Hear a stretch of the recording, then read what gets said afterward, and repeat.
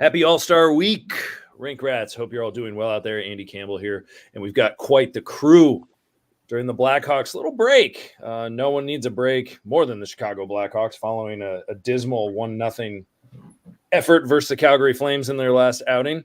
And we are here to talk some Hawks and go around the league. We're going to have great energy tonight. We got great people here. Jeff Osborn is back. Hasn't been on the podcast in a while. Gate, how we doing, buddy? What's going on? I'm doing well. Wrapping up our youth hockey season shortly, which will be a nice break. Other than that, doing well. Excellent. Sounds good. Bardo, welcome back. Congratulations to your Chiefs, who will probably have a walkthrough in the next Super Bowl. Probably will not be very good of a game. Oh. Something tells me that the Chiefs defense is not exactly scared of Brock Purdy, but congratulations. They're in the dance again. Your mouth to God's ears. So I hope so. I hope so. I know nothing is ever an easy game for them. I know that. No. Sean Fitzgerald with your lovely hat. And what day are you on your hatathon thing? What is this? 31. So it's and you're going 100 days with a different hat? I'm going 366. You have this many hats? I believe so. I'm going to try. We're going to see until I run out. Well, I mean, these are just the hats in my home. There are also hats at my parents' attic that I never took when I moved out. So there's still hats there too. Okay, so if you come up 150 short, what are you going to do on that day? Are you going to be? I'm going to go to my parents' house and go in their attic. All right, it's over. He's gonna get to 175, and he's gonna buy 150 party hats from Party City. I miscalculated. My bad. Anyway, good for right now. Yeah, Sean Fitzgerald. He's got a great Quebec Nordiques hat. Looks good, and we're gonna get into that. Atlanta looks like they might be making a bid for a hockey team. Content editor for the Rink, Eric Andrews, is here, and card collector extraordinaire. Eric, what's up, buddy? Not too much. I must say that I hope everybody enjoys their National Hot Chocolate Day today. Oh, I should have remembered that. Use that right about now. It's a good one. Nice. Well, happy National Hot Chocolate Day, and for those of you that have been following the Blackhawks over the last couple of years, happy Groundhog Day. The Hawks stink. It's been like that for a little while now. And so without the best rookie in the NHL, Connor Bedard, Minnesota, the best rookie in the NHL, now that he's still out, there hasn't been a whole lot of fun happening. The All-Star break, they have zero representation at the game, and we hope they're having a restful vacation, fishing in the Florida Keys or whatever some of the fellas have decided to do with their time. Tonight, what we're going to do on Season 7, Episode 13, we're going to go around and give the Blackhawks active roster, or not just active, but some other players too, some letter grades, some mid-season grades, midterm marks, if you will. We'll go in alphabetical order and talk about each guy on the roster. Sound good, fellas? We're going to start that way, and then we'll go around the league. Bueno, midterm grades. So, alphabetical order. The first one on the Blackhawks roster, Joey Anderson. It was my job to give Joey Anderson a grade. Joey Anderson kind of up and down in his career. Minnesota Duluth Bulldog, been in the AHL, has been up with the Blackhawks. I think he's been hit with the injury bug as well. But a steady B- hockey player. I'm going to go ahead and say that in the NHL. He's done a decent job. He's been on that line with Jason Dickinson, where they've done some good things. They've done some good shutdown style. So I'm going to go with B- just because he's okay. I think he's doing fine by his expectations as a player. Any comments from the peanut gallery out there on Joey Anderson? I know we're starting with luxury, folks. We're starting with premium assets. Joey Anderson started out injured too, didn't he? Yeah, he did. Yeah, so he's been fine. He came up and played well. You know what he is. He knows what he is. So he's kind of your consummate 4A player, and he'll do some good things. And apart from that, he's not really part of the future. But it's about it. I mean, that stretch where they were winning some games, in between Thanksgiving and the holidays, he was playing a pretty key role. Mm-hmm. But again, we are talking about Joey Anderson here, folks. This might be the only time that we dedicate more than 30 seconds to Joey Anderson on any Chicago Rinkcast. So any of you Joey Anderson fans out there, enjoy it. Hey, we're right there with you. We're proud of you. Let's move on to A2. Eric, Andreas Athanasiou. So this will be the first of, I think, at least 2 instances of this, but it's pretty much impossible to give him a grade anything other than incomplete. Obviously, having only played 11 games and then having been hurt ever since, haven't had much of a sample size to really assess, his level of effectiveness. 4 points in those 11 games, so not great, not bad in the limited sample size that he has, but yeah, ultimately, definitely an incomplete grade on my end. Yeah. When is he due back? I mean, he's been out for a while. How many games has he missed? About 40. Is that 40? What is his injury? Is it the lower body, upper body? No one really knows. It's a groin issue. A groin issue? Ow. Yeah. He's had someone getting hurt, a groin injury. Had a setback too, I believe. So not really sure. Yes, we have no idea when he's back. He's in a contract year too. Is that correct? Or is he in year 1 of 2? Did they extend him for 2? I think he's in year 1 of 2. Yeah, year 1 of 2. I'm pretty sure. Is that right? Okay. I think they extended him last year. That checks out. Okay. So an incomplete for him. Hopefully on the men. We'll be back soon. Anthony Beauvillier, midseason pickup. Or not midseason pickup, but an earlier season pickup after Corey Perry's abrupt departure from the Blackhawks. Bardo, you got a grade for this guy? He hasn't played a whole lot either. Yeah, I mean, I thought about giving him an incomplete, but I'm actually going to be generous. I was in the giving mood, and I'm giving him a C. Considering that he left the doghouse in Vancouver, where he was really miscast as a 4th line player. He should be a top 9 winger. And, they got rid of him, and it was a fine move. They needed him after the Taylor Hall injury, after the, obviously after Corey Perry's incident. But I think eventually he found his way up playing next to Connor Bedard. And we saw that a little bit. And I think it took him, some games to kind of find his way. And he started to, then he broke his wrist. So that's unfortunate. But maybe when he comes back, he could kind of slide right back into that, top 6 role, maybe right next to Bedard, I'm assuming when he's coming back around the same time. But yeah, I mean, I give him a C. I mean, given what he came in from, we started to see some positive things out of him, right before he got hurt. Yeah. No, good call on that. And, again, the first 3 players we're talking about, folks, limited sample sizes with all of them. And, and their roles are, and obviously we're talking about a middling hockey team as well. So I think C is pretty accurate. The next guy we're going to go to Sean on. Not a lot of coverage on this guy, on this next player, and few have heard of him. And I don't know. There are some out there that, outside of the state of Minnesota that feel that he's relatively talented. Goes by the name of Connor Bedard. Who? Yeah. Did you hear about that guy? Yeah. I know a lot of. He's no Brock Faber, but. Connor Bedard, ladies and gentlemen. Sean Fitzgerald. Obviously, A plus. Most hyped prospect since Connor McDavid. Was on pace for like 69, 70 points before his injury. It's going to be the most points in a Calder season since Matthew Barzal. Youngest player selected the All-Star game. He's 104th in the NHL in goal and points. He's only played 39 games. He has 15 goals, only behind Jack Hughes and Kyle Connor for more goals in less games. Leads the Hawks in rush attempts. And as of January 25th, the Athletic article from all the national writers still say he's the leading candidate for the Calder Trophy. He's still the odds maker's favorite as well. Still over number 2, Brock Faber. So got it. Did they win Rookie of the Month 2 straight months? Did you say that? Yeah, he was. Bardo, I think you're right. Yeah, I missed that one. Is there any disputing this A plus? Are we inflating his grade at all? Gate? Well, how many shots has he blocked, and does he play 24 minutes a night? Those are the important things. What's his plus minus? I'm sorry, I didn't include that. Find his plus minus. Find his Corsi on a team that was actually supposed to try this year. Right. Yeah. Exactly. And is right just barely above the Blackhawks.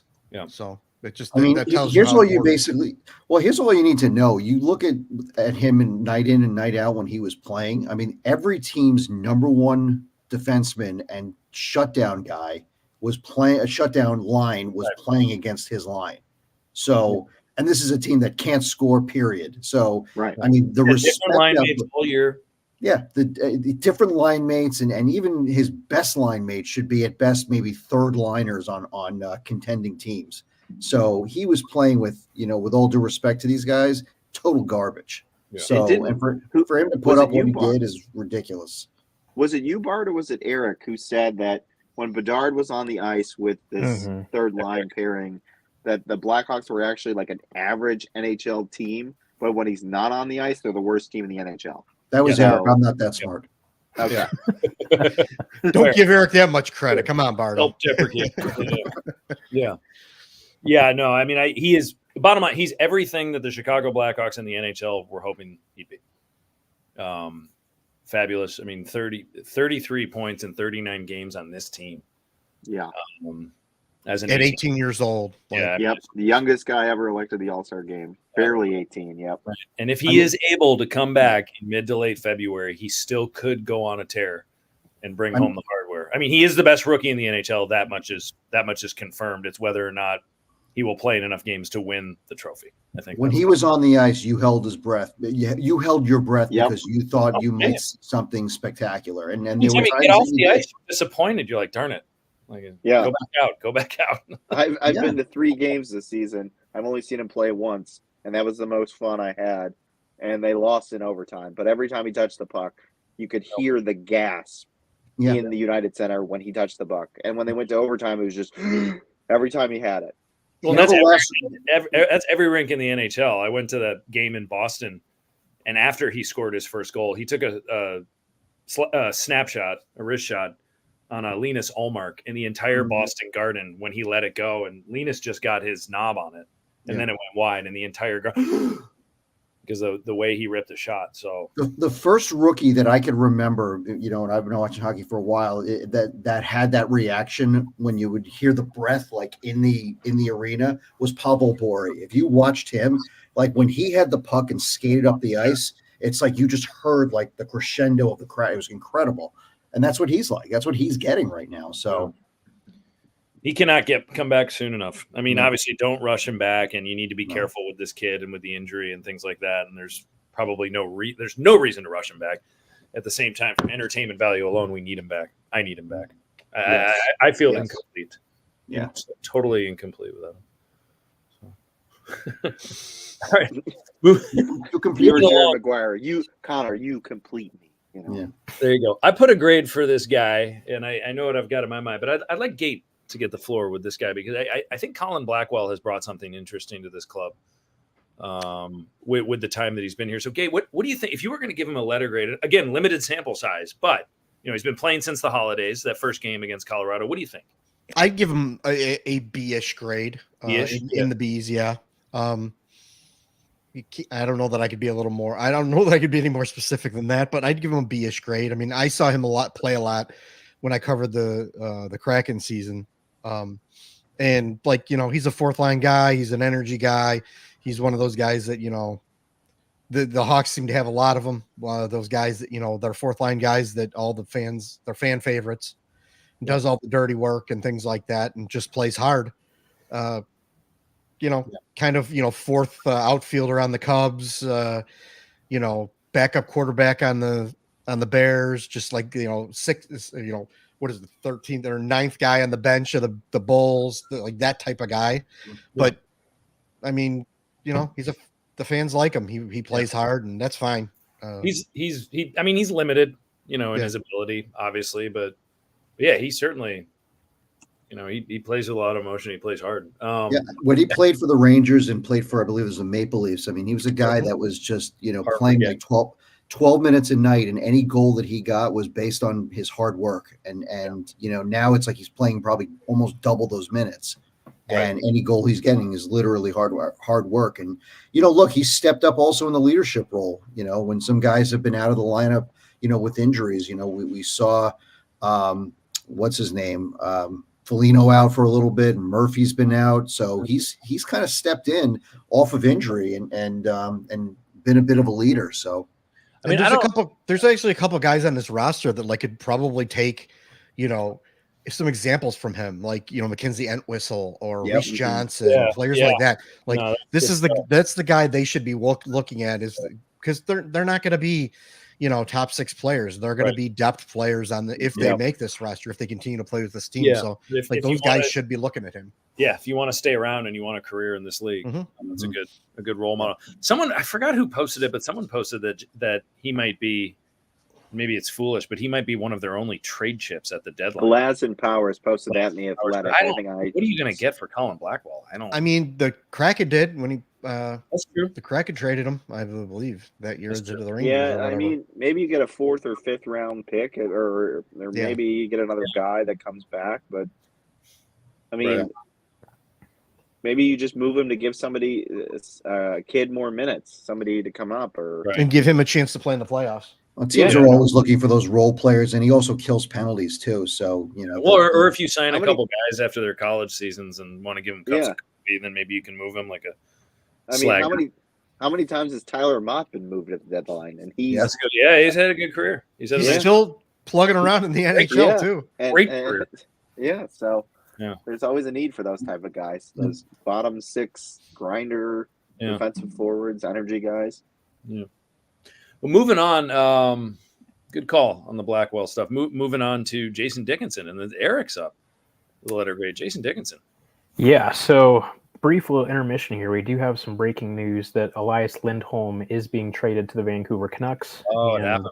Andrei Kuzmenko is expected to be part of the package going back to Calgary. So is he waiving his no trade clause? Because Calgary is on his list. Apparently, we'll see. Well, Dave Pagnotta reported that, and then Darren Dreger followed up saying that it sounds like it's going to happen. Yeah, Drager said Kuzmenko may be involved. If not, it will be picks and prospects. Yep. Drager, said that 8 minutes ago. Okay. Yep. So anyway, going for it. Just throwing that out there, but obviously there had been a little bit of talk on the Twitterverse about the Hawks poking around with Kuzmenko. So just wanted to throw that out there. But anyway, Jason Dickinson. I went ahead and gave him an A+. I mean, is he absolutely setting the world on fire? Is he a superstar player? No. But if you said, the first week of October that we would be at the All-Star break and he would have 15 goals and be on pace for 40 points this season, you would probably just say, like, what are you smoking? Like, that's not going to happen. Right. So, I mean, he's already surpassed his career high in goals by quite a bit. And, I mean, if he continues at this pace, which there's nothing to suggest that he won't, it'll definitely easily be a career high for points as well. So, I mean, he has just been a very pleasant surprise this year. Just how effective he has been playing and the production that he has been, giving the team obviously has been very, very beneficial. One of the lone bright spots offensively, I would say, and has stepped up in that leadership role as well. And, not really a guy that anyone gave a whole lot of thought to coming into the season. So, the fact that he is really performing well and coming into his own has been really nice to see. Yeah, and good for him. He's cashing in. Good for him. New contract. Didn't the Hawks get a pick to take him too? They did. So it was him and a 2nd-round pick in exchange for the great Riley Stillman. Ooh, oh my God, that's guy. awesome. Gates guy, Riley Stillman. Wow. They got a 2nd-round pick with Dickinson. Mm-hmm. Wow. And now, good call, and good for Jason Dickinson. New 2-year contract. He just signed a week or two ago, which I think gives him $4.25 million per over a 2-year period. So good for him. I mean, he seized an opportunity, came in, is seizing an opportunity, and now he's getting a paycheck that maybe he never thought he would get at some point. So, all right, Jason, well done, and good call. We like that A+. Ryan Donato, Mr. Bard. So I gave him a B. Big Donato guy too. I want to hear what Kate has to say about it. Yeah, I mean, I gave him a B because I like what he brings, to the team with his versatility. And, he's a gritty guy and is, always willing to go to the net. The puck always seems to kind of find him. I wish he would have stayed with Bedard while he was healthy. He just seemed to, be there in the beginning of the season. Then he all of a sudden got pulled off for no reason, and then put back on towards right before he got hurt. But I'm giving him a B. I would like to see a little more offense out of him, but I think it's hard to really ask for a lot from him because it's just not his game. But yeah, I mean, look, he's been fine. He's above average. I'm not going to say he's great, but I would definitely say that he's been solid. But he still could end up with a 15-goal season, which is on Yeah. par for him. I mean, that's kind of what he's been in the Kraken. Gate, you were excited about him coming over with your Kraken following. Yeah, again, he's a lot like Colin Blackwell. Like the two of them were very similar. Bottom six players, on a good team. But you can move them up and down the lineup. Donato more than probably Blackwell, but he just seems to be in the right position. Like, he seems like a good leadership guy, good example for the young kids. He's not going to, like you said, 15 goals is probably, really good for him. But he's a character guy, and you want some good character guys on when you're going to be going through a season where you're going to be losing a lot. You need some guys with some character that can drag some of these kids along and give, set a good example, even in a losing season. And, these guys are guys like that have had to fight and claw to stay in the NHL and have jobs, and they work hard. And that's a good example to set for the young kids. So, no, it's good stuff. Yeah. And just so everyone knows, Kuzmenko signed off on his no trade clause to accept a trade to Calgary. So that deal is pretty much going to be done any minute. Got it. All righty. So that's happening. Wow. Yeah. Wow. All righty. Good thoughts on Ryan Donato. Shawnee, you're up on Mackenzie Entwistle. Mackenzie Entwistle. Yeah. I gave him a C. He's been fine. He just doesn't score enough. Like, he has 2 goals, career highs 5. He brings a lot of energy and physicality to his game, but like, he just doesn't put the puck in the net enough to get anything higher. I in the Laz and Powers article, they don't think he's going to be back after the season, just because they have other guys that can fill his role, like Zach Sanford and Rim Pitlick or whatever his name is. Hey, you nailed it. I nailed it. First try. Can confirm. They have guys like that. So, but Entwistle's been fine. So I give him a C. It's not bad, not good. Yeah. He's someone I did not expect 40 plus games at this point from him. And I think a lot of that is just due to, all of the injuries and just, it hasn't, the Blackhawks have been so banged up. And so he's almost just like a fill-in, he's just kind of a space filler right now. He's a guy. And good for him. He's able to get some time in there. But to your point, we're not going to see him very much moving forward. No, once everybody gets healthy, I think he might even just he might be down in Rockford. Yeah. That makes sense. All right, Nick Foligno, that's me. And then let's open it up. Nick Foligno, I gave him an A-, just because I don't know. I didn't want to throw out that straight A+, kind of a low 90s grade, if you will, mid to low 90s grade. I mean, I think the thing about Nick Foligno, he's pumped in 9 goals. I think he's had more of an offensive role than he would, on any team where they're actually competitors. But the unofficial captain of the Blackhawks, and could very well be wearing the C next year. And his most notable play is breaking his finger. Absolutely. I think it's being in the press box with Vosters and I can't even think of the guy's name now. In any event. Yeah. So I don't, he says the right things at the right time. He obviously cares a ton.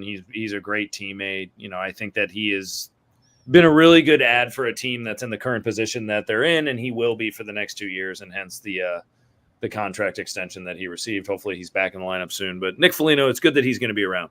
It's good that he's going to be around. And I'm glad they're not trading him for, they're not going to move him for a 4th or a 5th round pick or future considerations to someone. And, that he's just going to be, they need a little bit of stability moving forward as they're rebuilding. Glad he's part of that. Eric, Cole Gutman. We're on to Cole Gutman. He's seen a little bit more time too than we thought that, maybe he wasn't going to get this year. And I think he just got sent to Rockford. Did he not? He did. This one in a way is kind of, I didn't give him an incomplete, but he has missed time this season like so many other players have. But I went ahead and just gave him a C. I mean, I think he's pretty much just kind of been another one of the guys, hasn't jumped off the page as being good, hasn't been bad. He's just kind of, been around, kind of just done his job, not done anything great or bad. So I don't know. I guess in a way, I think some people are hoping to see him take a little bit of a step forward. But again, given that he's been struggling with injuries, I don't know how realistic that was to expect either. So I think just a middle of the road C is probably pretty fair for what he's done. I think that's completely fair. Mm-hmm. That's totally fair. Cool. Any objections, Cole Gutman? I know we're really getting into some big hitters here. Cole Gutman, ladies and Really gentlemen. getting in the weeds here. Yeah. Frantisek Kuchera, anyone? Milan Tichy. Right. Adam Bennett, anyone? Adam Bennett. Wow. My good. Cam Russell, that was a good one. Yeah. We've had some good ones out there. All right. Taylor Hall, Bardo. I gave him a solid D. Really? I gave him a D. Not an incomplete? Nope, I gave him a D. He has Because he got hurt. He has enough credits for a grade. Nope, I gave him a D. I'll tell you why. I mean, Tell me I why. like the thought process of bringing him in initially, but Yeah. we knew how this movie was going to end. So it's like a Die Hard movie. Like we know what's going to happen in the end. So, but the dude can't stay healthy anymore. He just doesn't. And look, when he was healthy, he was a big help to Bedard, on the wing, but he's just never going to play a full season again. We knew this was going to happen. Like we saw the small sample size of whatever he played, 15 games, 10 games, and he was helpful. That's why he's not getting a failing grade for me and not getting an incomplete. But but it's just like you knew what was going to happen. It's that simple. Wow. Okay. Anyone disagree? Any thoughts? Taylor Hall? I mean, I remember the text that I got from my buddies in Boston right when the season started. They said, good luck this year and enjoy Taylor Hall, and you're going to get a lot of entertainment watching him fall down all the time. He only fell down once. All it takes. He's made out of glass. They made the trade with Foligno and Hall. This was supposed to be one of the guys to come in to give a lot of offensive help, and he was just banged up right away. I mean, it's just never. It's like he didn't even really have a shot. He with 4 points in 10 games or whatever he had. But now they're on the hook for him. They've got another year of him. Yeah. And the weird thing is this year he has a modified no trade clause. Next year is a full no trade clause. Oh shit! Arizona's online too. They still got to reach the floor. We send him to the Coyotes burial grounds with Vyacheslav Kozlov. He's in a contract year. A lot of times guys in contract years find that extra juice. Maybe he'll have a good start. I don't know. They still got to reach the floor. Taylor Hall helps that. Yeah. Okay. I don't know. I mean, one more year. I mean, where do you put him next year? I mean, I don't. I mean, you could try to do the same thing. You try to do the same thing you did with him this year. Put him with Bedard. That's where he's hope gonna he can stay healthy and pump in some goals. But we like Bardo said, it's like water is wet. Taylor Hall gets hurt. Day will be followed by night. Yeah. I mean, that was pretty good, Mark. Seriously, I would call Arizona right now and just they have enough draft picks as a sweetener. Get them the hell out of here. It's like, what are you going to do? So it's just going to be a pain in the ass. So I mean, you're not going to get anything from him. No, you're not. But the 32-year-old coming off a knee surgery at a $6 million hit or whatever the hell he is. I mean, look, next year we know that they're not going to probably, contend or be close to contending. So it's like, if you get anything from him, fine. But at this point, it's like, if he stinks, just basically just put him on LTIR. But, it's just, he's really just going to be a body next year. We'll just pray for the best. I mean, that's really what it is. I mean, they have cap space is my point. They have all the cap space in the world, so they'll have plenty of space. Yeah, he's just going to be a space filler. Yeah. Yeah, because I was going to say, what is the cap floor? Because currently for next season, they are at, according to Cap Friendly, like $44,230,833, and that's with Hall included. Well, whatever the floor is, he'll slip and fall on it anyway. So. For what? Wow, there is a ton of Taylor Hall love in Camp Bardo this evening. Love it. Is it just he just doesn't like the name Taylor? That's what it is. Moving on to our next candidate, who another kind of this is the guy. I don't know. Does Reese Johnson look at Kurashev and talk to him and be like, "I want to be like you, man. No matter what it takes. I just want to hang around here." Well, he's kind of Mackenzie. He's Mackenzie Entwistle 2.0. Like played 33 games, can't score. The only reason he's in the NHL is because everybody's hurt. Otherwise, he'd be in the AHL. Because he's on the Blackhawks. He has three points. Yeah. Goals, a career high last year of 4 goals. Like, wasn't he a college free agent? Like, this is his ceiling. No, he came out. He played with Brandon Hagel at Red Deer. Oh, okay. And that's where he came. He was signed before Hagel. Hagel actually came in after Reese Johnson. Oh, wow. I remember that very well. Okay. So yeah, he's just a guy. Like I gave him a C because I see you on the roster, and that's about it. There. I see. For what? See you there. Well, and now we're going to go to another guy that can't seem to put a full season together and hasn't in some time. Tyler Johnson. I've got an idea for a grade for him, but I'd be curious, Gates, your thoughts on TJ. Again, another space filler, but I don't know. Is he someone that can? I mean, he's 33 years old, often injured. What do we think of him, Gabe? I mean, when he's healthy, he's a decent player. He's a good, again, like probably third line-ish guy at this point in his career, but he can't stay healthy. And this is, I believe, this is his career year, or I mean, not his career, his contract year. Right? Yeah, he's got a modified no trade for $5 million. Like, you're just going to let him go at the end of the year is what you're going to do. You're not going to get anything for him, even if he comes back and is healthy. Yeah. I can't see anyone trying to pick him up. So you're just going to ride the year out with him, and you're going to let him go. I mean, he was one of those guys that you brought over to try and with some sweeteners and get some draft picks. They tried to win with him. That they got him and Seth Jones that year. They were trying to win that year. That was Stanbo. There was no sweetener.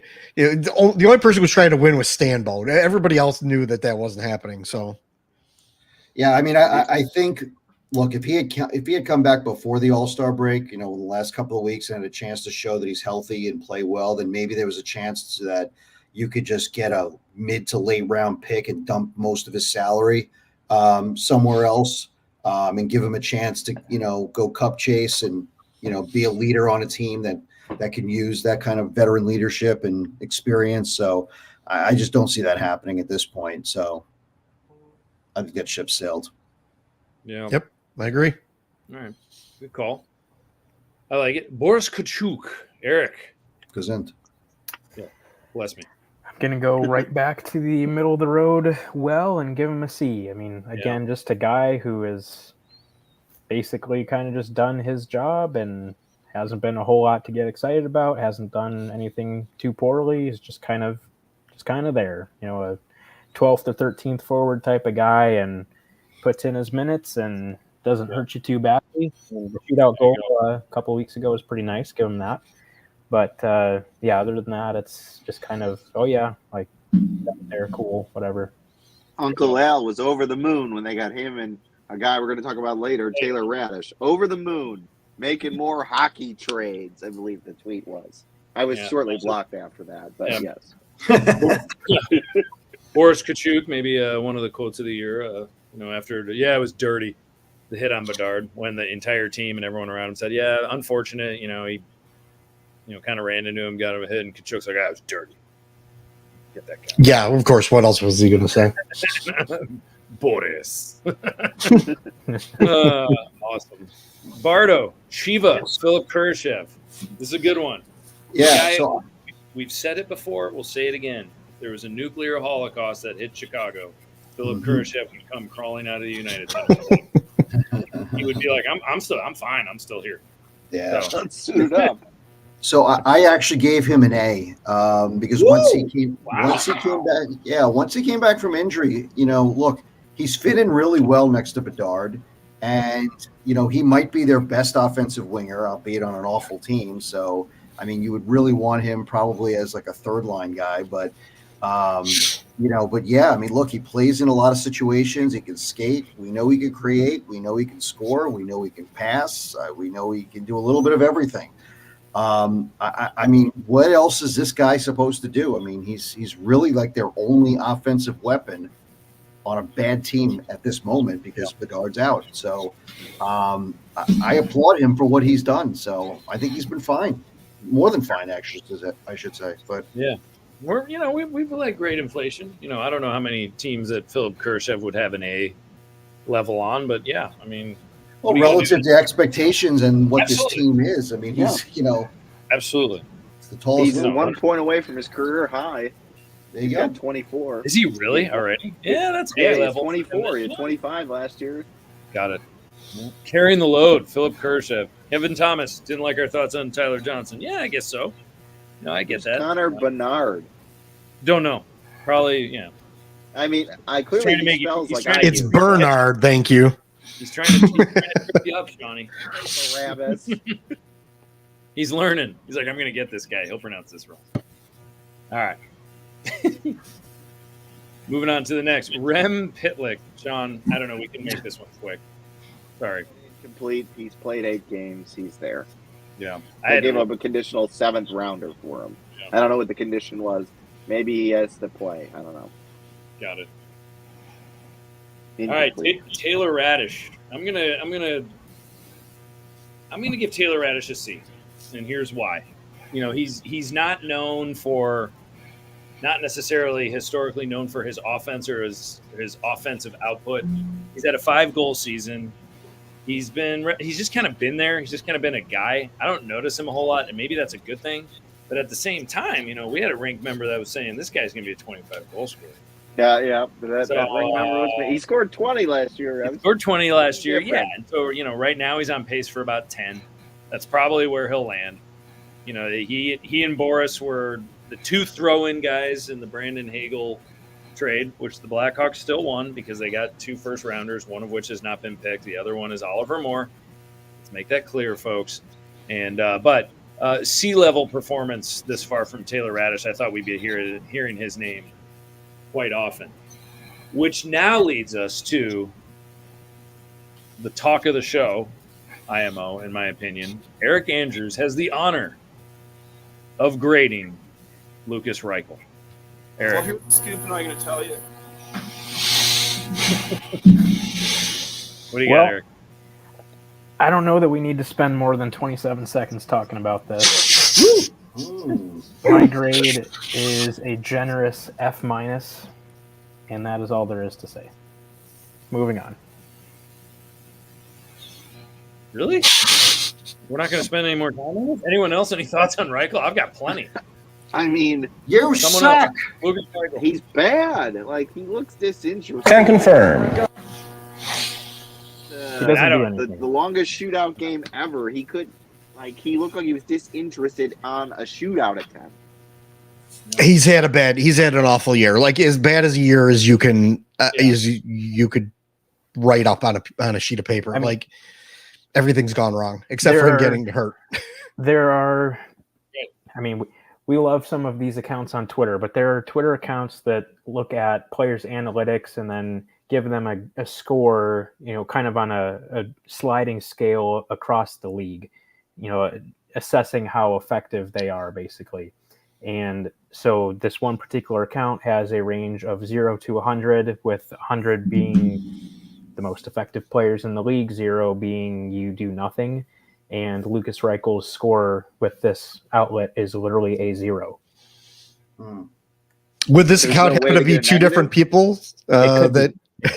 that It's not Andy and Ray though. that share an account and talk about each other like weirdos? This Yes. could be.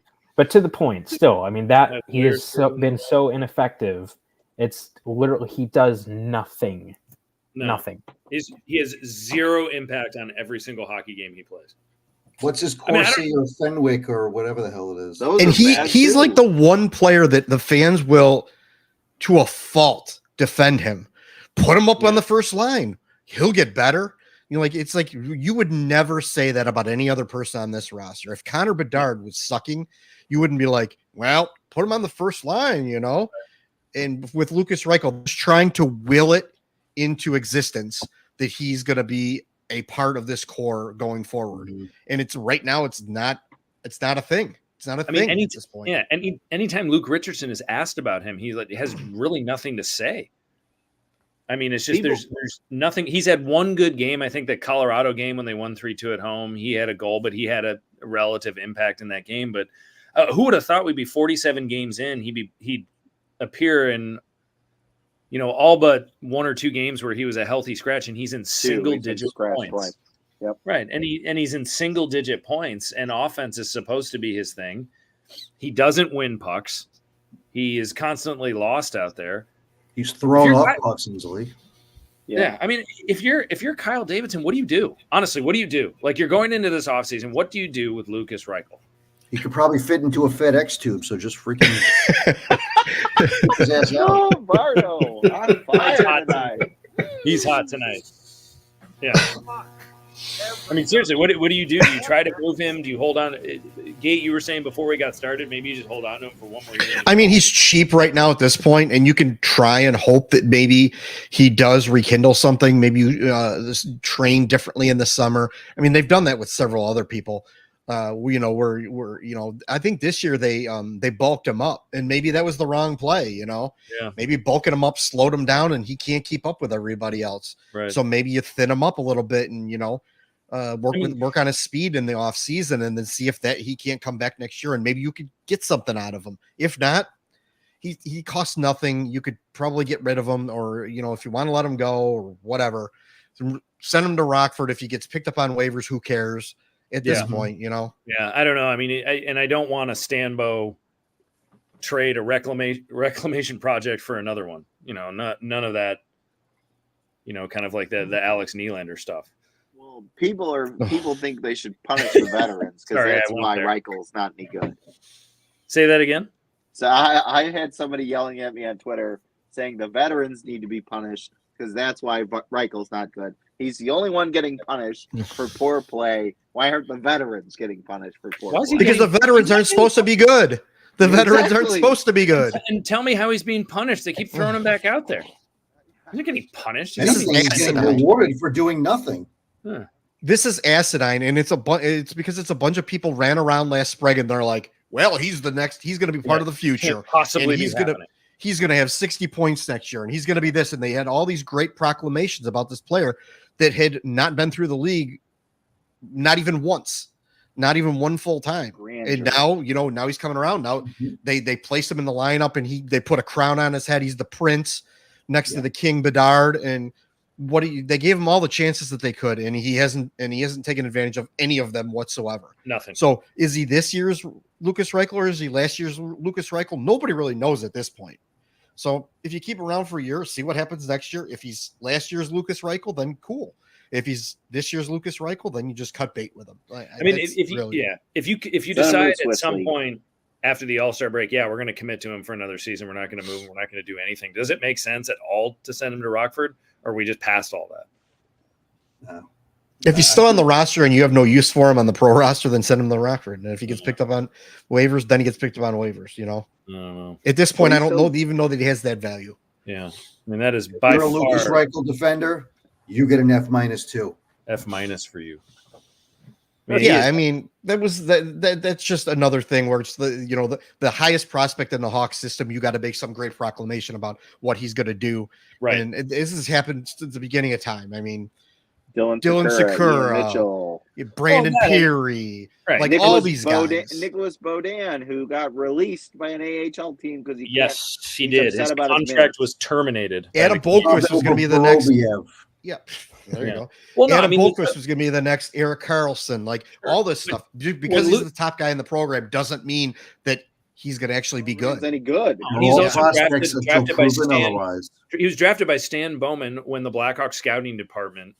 And it's been well documented. They were not doing their homework on anything. I mean, they just were not scouting very well. They were legends in their own minds. Live. Yeah, they weren't watching him live or anything. And he's a late teen pick. Sometimes those guys just don't work out. They just don't. So, yeah, screw him. All right. God, but that has to be.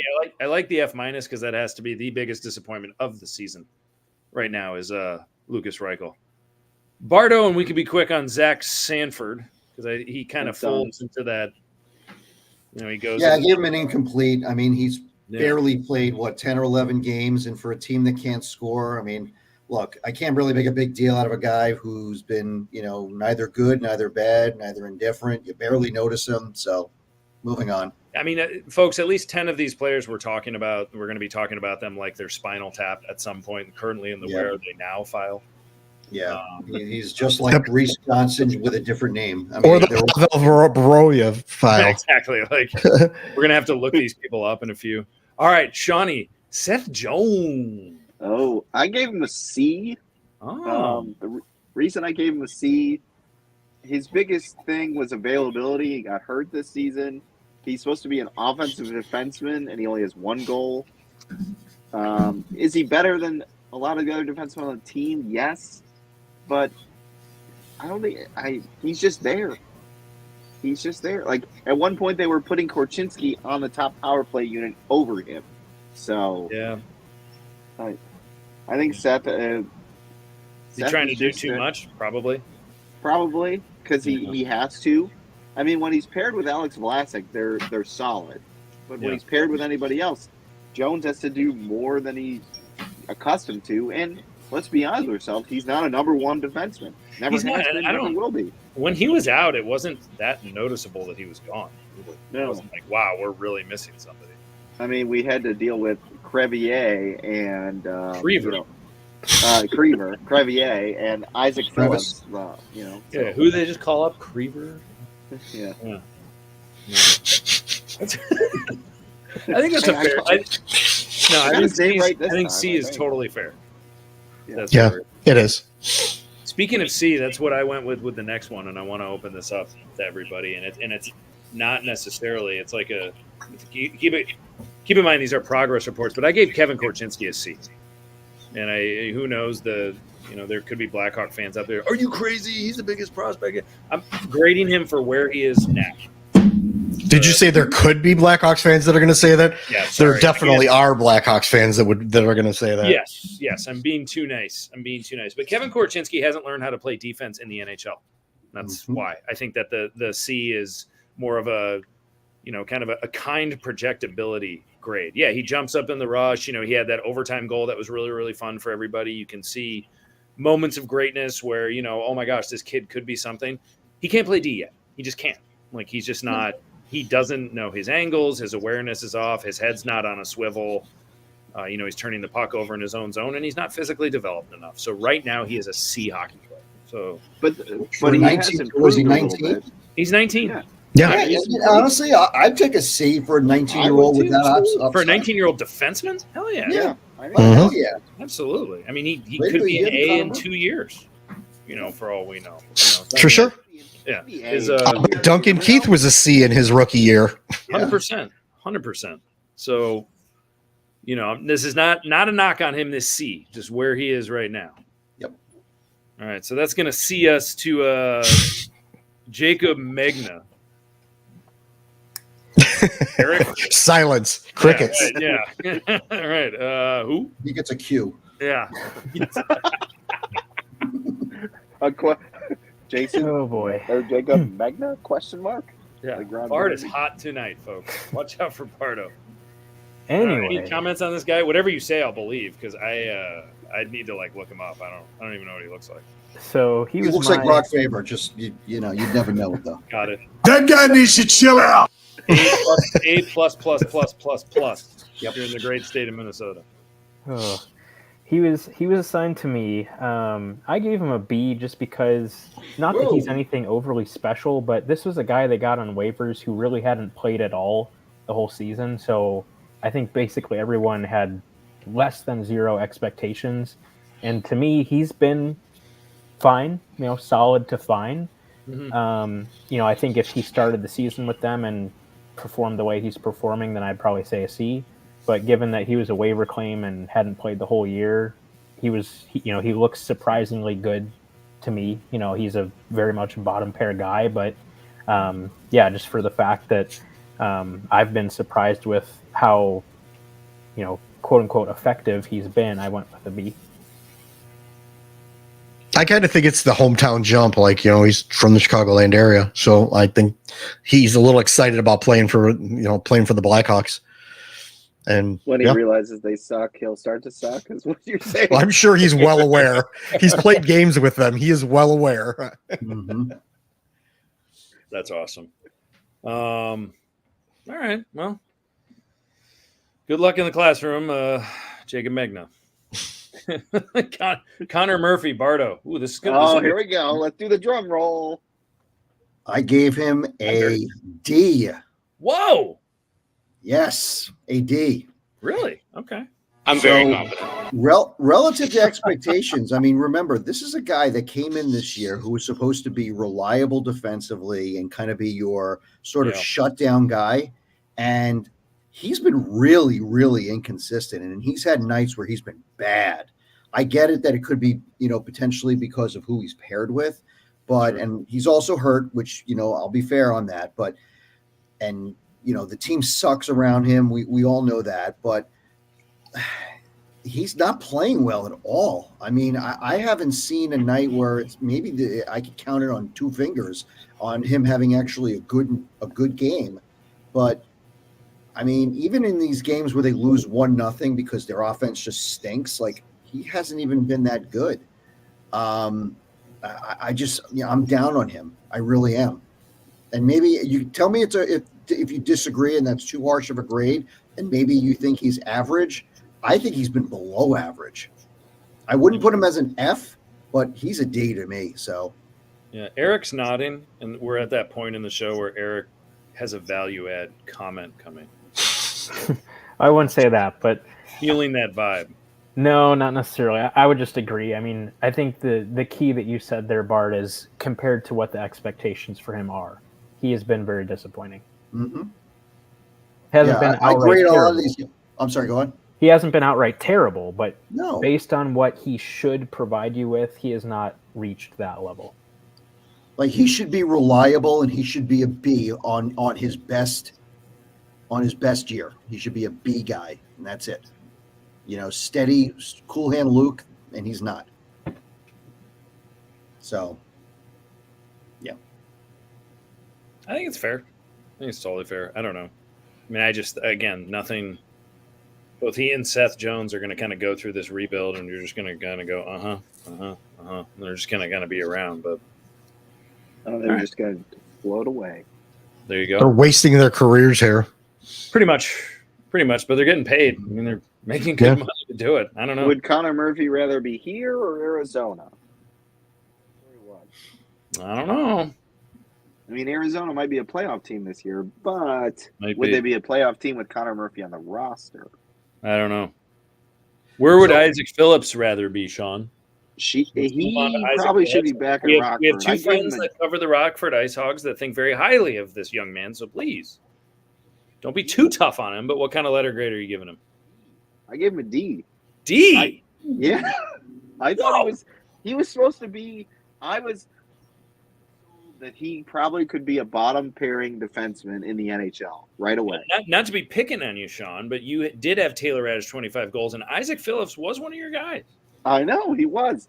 And he just – I thought he was seasoned enough. He played at Rockford enough, and he just looks completely lost out there. His positioning is terrible. He's susceptible to the backdoor pass for the goal. Him and Luis Crevier were on the ice, I think, for 11 minutes. Allowed 2 or 3 goals the one night, and they both were separated and didn't play again together. They were switched out for each other. I just think, as of right now, I think he's an AHL player, not an NHL player.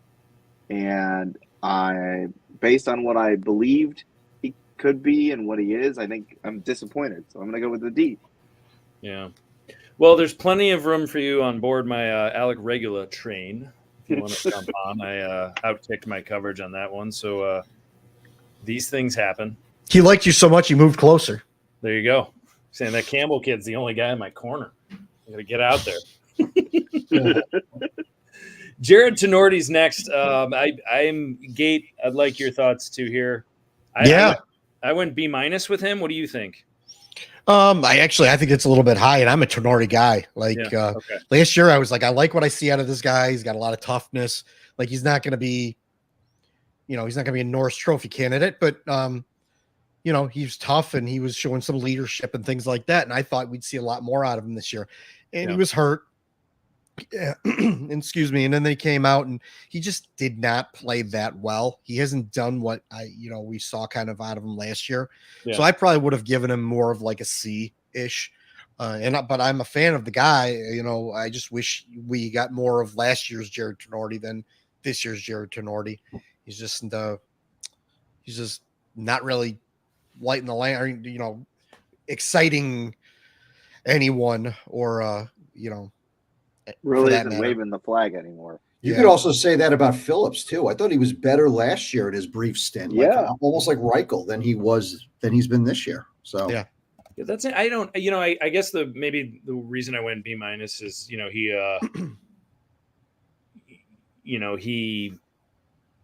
was babysitting in the beginning of the year too. He was looking out for, he was partnered with someone who the Blackhawks media, Ben Pope, as well as the Blackhawks themselves were. Yes, I am talking about Wyatt Kaiser, someone who's been dismissed, who's no longer gradable, no longer in our school. He's in Rockford. He's been expelled. Yeah, he's been expelled. He's in Rockford. Will probably be there for the rest of the year. So I don't. And remember, everyone was saying, "Oh, well, it's not fair to Vlasic. He's with Tenorti." What about Tenorti, man? Or sorry, not fair to Kaiser because he's with Tenorti, and that was probably tough on Tenorti. But no, I feel that though, Gate. Maybe a B- is a little bit too much of grade inflation just because I like the guy a lot. But, yeah, and we're just nitpicking at this point, Yeah. Let's move on to Eric, who has a really good grade coming for this next guy. Alex Vlasic, what do you got? Yeah, so I went ahead and gave him a B-. No, I'm just kidding. What? Yeah. That guy needs to chill out. No, I mean, I think this is a pretty clear-cut A+. I don't think anybody had the thought that Alex Vlasic was going to be anywhere near what he has been this season. I mean, the guy has just played incredibly defensively. Brock Faber, Alex Vlasic is every bit as good as this guy, if not better.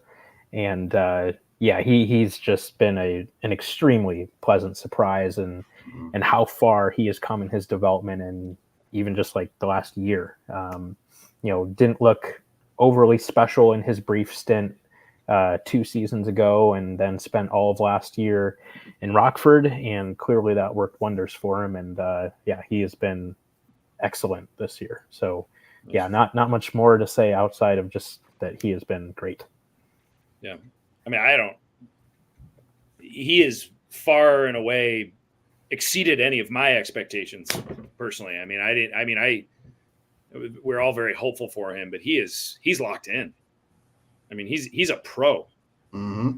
And I think he looks fantastic. Any other accolades for well, and going off of that too, it's not even just like our perception or compared to what expectations were. If you just look at, how I referred to earlier, kind of those league-wide analytics and the scales and stuff like that, he's already playing at a very high-end shutdown defenseman type of level. Yeah. Just watch him night in and night out. Even, beyond that, it's like he's so good every night. He's so steady.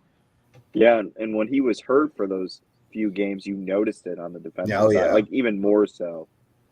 And he carries the puck. I've noticed he carries the puck through the neutral zone now into the offensive zone more often than he did earlier in the season. Yep. He's been, I think, adding that element to his game a little bit. When he has a sheet of ice open to him, he goes for it. It's gaining confidence. Yep. Yeah. Very impressive, and definitely part of their long-term plans, which is awesome. We like him. Nikita Zaitsev, Bardo, do you want to do that one before we get into the goalies? I'm actually going to surprise you guys. I gave him a C. Okay, no, that's fair. He's done some mop-up duty, I guess you could say. It's funny because we've all killed him, and for his defensive deficiencies, I don't think he's been awful defensively. Has he been great or good? No, I mean he's been okay, but he is on the plus side of the ledger on a bad team, and my analysis was so good it got Eric kicked off the. I was just saying, Eric's like, I'm out. I'm washing my hands of that. Stunned him right off the Can confirm. Wide web.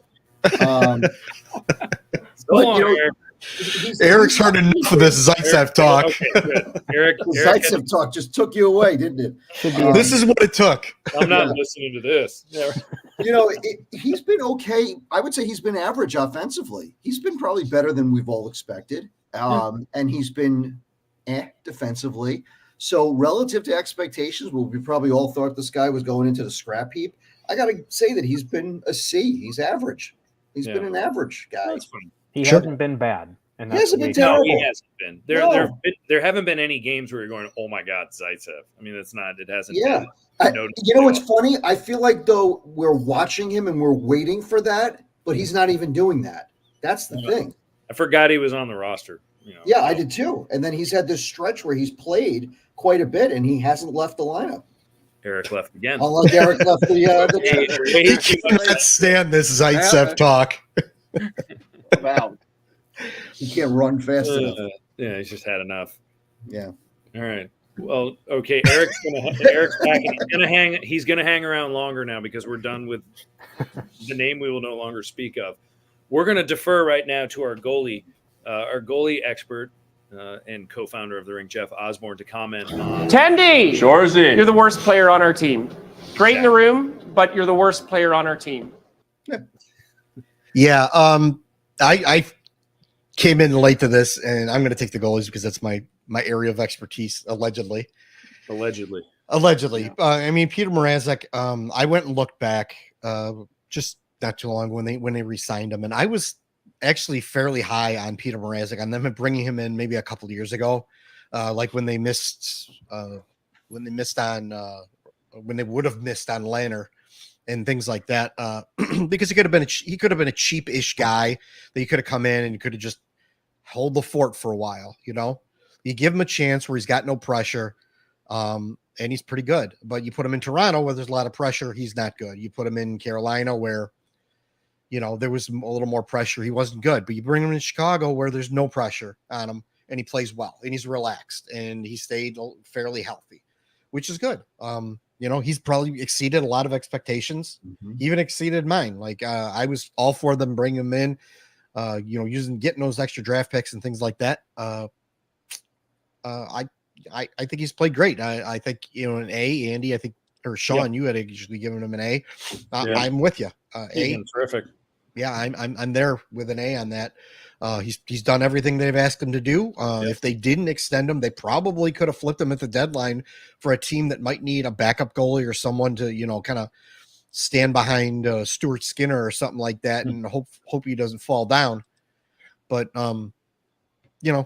they wanted to hang on to him for a couple of years. They got to get to the floor. I mean, it is what it is until Drew Comesso is able to play NHL hockey, or until Jackson Stauber takes over for everybody. Mitchell Weeks is sneaking up on everybody down there. Yeah, but I'm in the camp though that extending him was the right move, and you're feeling that too, Gate. I'm fine with it. Yeah, I mean, if he gets hurt again, you put him on long-term injured reserve and whatever. Right. It is what it is. He's what else are you going to get out on the market? You're going to get Martin Jones. What are you going to? The market is not hot for good goalies wanting to play in Chicago right this second. Like it's going to be maybe in 2 or 3 years, possibly. But right now, who wants to come to Chicago except for guys who can't play just about anywhere else?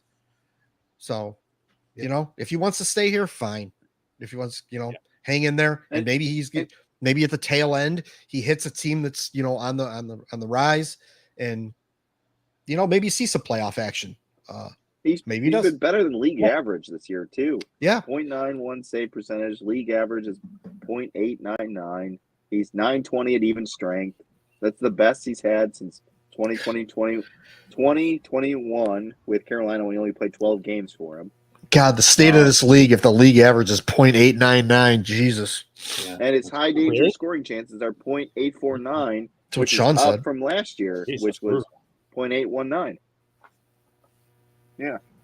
So, So yeah, well. So, Mrazek, fine. He's fine. Soderblom, I was really not high on him, but I thought he could be a good NHL backup. And with him and maybe Drew Comesso at some point in time, that could be a good battery of goalies. Yeah. He's just not been it this year. He's got the yips.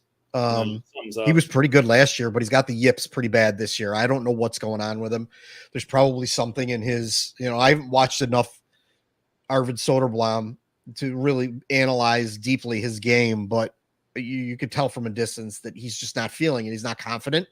Yeah, He goes out there, and I don't think that blocker side, he's off his angles. It just doesn't. His angles, yeah. It's been I was really just about to weak. say. It's been like he's been going down too early.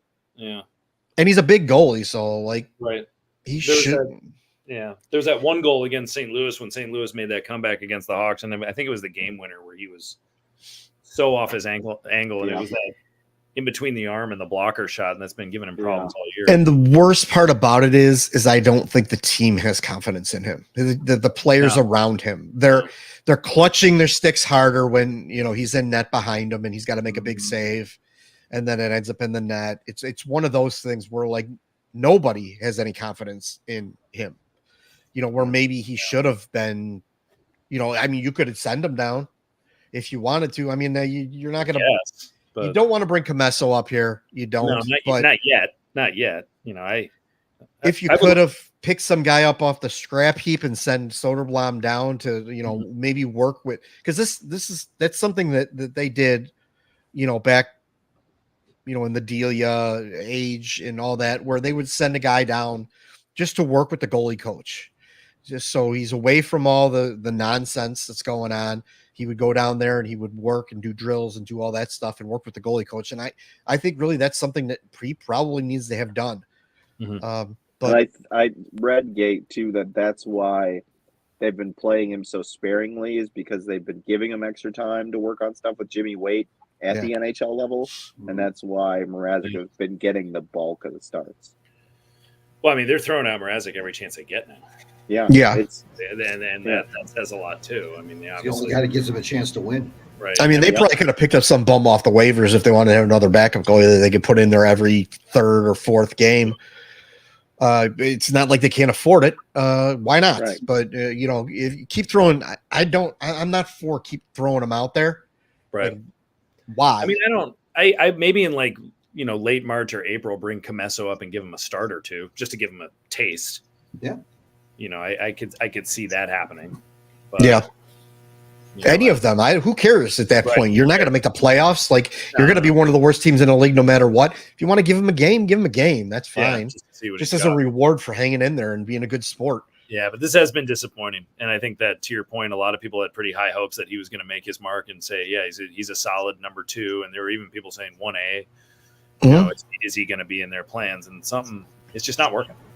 No, I was impressed when he came in and he played better. He was only like 22 when they signed him, right? But he came in and he played pretty solid.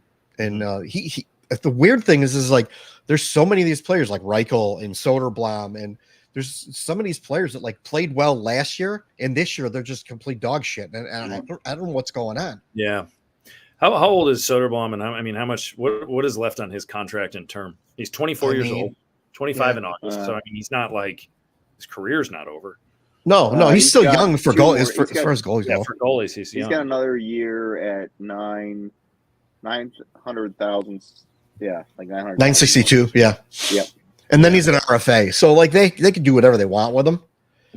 But yeah, 20. I don't know, 20 appearances in net this year, and to have an over 4 goals against average, that's a tough look. Yep. Yeah, not great. Yeah. Anyway, in this day and age, his save percentage 874. Yeah, that's bad. Yeah, that's not good. That's horrible. That's really bad. Well below. Scott Foster can do that. Isn't good. Yeah, Scott Foster, nice. Well, there you have it, folks. There are midterm grades for your Chicago Blackhawks. We went a little bit over an hour, but we want to touch base on one more thing. And Eric, you were mentioning, obviously there was a trade that happened today, but some news out of Atlanta as the NHL is starting to expand, and we just want to touch on this real quick. Eric, what's going on in Atlanta? What have you been hearing?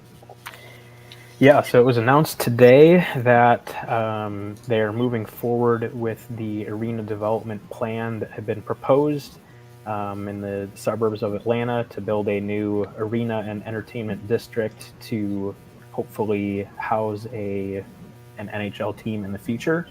And I mean, there, a lot of people expected that, but I saw something with that as well that alluded to the fact that would only move forward in the vote if there was already a guarantee from the NHL that they would eventually get a team.